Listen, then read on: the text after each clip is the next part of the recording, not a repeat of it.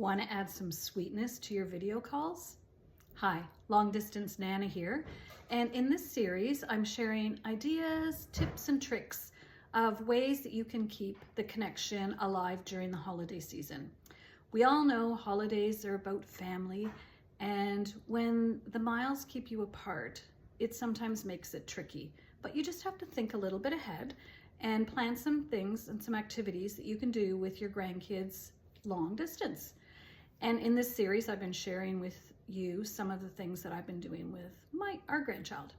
So day one, I talked about the Play-Doh box that I was sending out, and I did send it. He did receive it, and they sent a little video of him opening it on the first day and him playing with some of the things that I had sent. So that was kind of fun. And day two was going on a light walk out in your neighborhood to look at the Christmas lights. So that's something simple to do. You can each have your phone and be on FaceTime and just share what you're seeing and the colors. And where he lives, a lot of people have those big inflatables. So he could be talking about those and sharing those with me as well. So lots of simple ideas. So today I'm going to share an idea with you, and that is baking with your grandchild across the miles. It's easy to do. I have a little tripod set up, so it makes it easy for me to move around the kitchen and do some baking with him. When I do visit him, we do bake together, and so I thought it would be a fun thing to try. Now, when you're thinking of ideas of things that you're going to do to stay connected, always be thinking about the parent's perspective.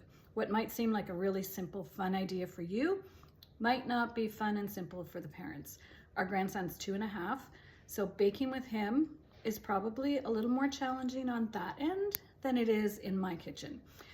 So be thinking about that. You don't want to plan something that's going to result in stress on anyone's part. But I think I've thought of a way to make this a little bit simpler. So I found when I was in the store the other day, this gingerbread cookie mix from Betty Crocker, so it's probably available where you live. It is a limited edition. I just noticed it said limited edition. So I bought 2 packs, and I'm going to send one in the mail to him, and then I will keep one here. And it's a simple recipe. You just add butter, water, and an egg. So it doesn't involve a lot of measuring or a lot of ingredients.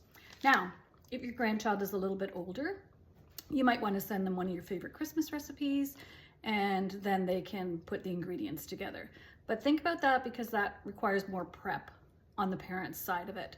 So this is very simple, 3 ingredients and the package, and then you can make some gingerbread cookies. So I'm going to send that in the mail. I'm in Canada, so I use the prepaid boxes. I know if you live in the States, they also have prepaid boxes. I find that's the cheapest way to go all the way out to Vancouver with some of the things that I send. And also when I was at HomeSense the other day, I noticed this little set. So it's got an adult size spatula, a little spatula, and a gingerbread cookie cutter. So I thought that would be fun to send along with the cookie mix, and he can have fun with that. And I also thought he could also use this cookie cutter when he's done making his cookies in the Play-Doh box that I sent him. So just a really quick idea of something that you can do when your grandkids are far away. And Christmas baking, we always do with my sister's cookie exchange. So our kids and my son is used to having lots of different kinds of Christmas cookies, but gingerbread is pretty standard, and I think that would be fun. You don't need to get fancy with icing and decorating, but you could add some little gumdrops or Smarties or something for them to decorate. But again, you want to keep it simple at the parents' end of it, because you don't want this to be really stressful for them. You could put Christmas music on in the background. You could show them your Christmas tree. You could do lots of fun things together. And if your grandchild is too young for this activity, for them to be doing the baking, maybe you can just videotape and say, oh, today I'm in the kitchen and I'm baking some cookies, and I'm going to send you some in the mail. And then you can just do a little bit of baking in front of, while you're on camera, and then send some in the mail to them. That's just as fun. Well, they would probably enjoy baking if they're a little bit older. So try baking with your kids. Please leave a comment if you've ever done long distance baking with your grandkids and how it went, and if you have any little tips to share with us.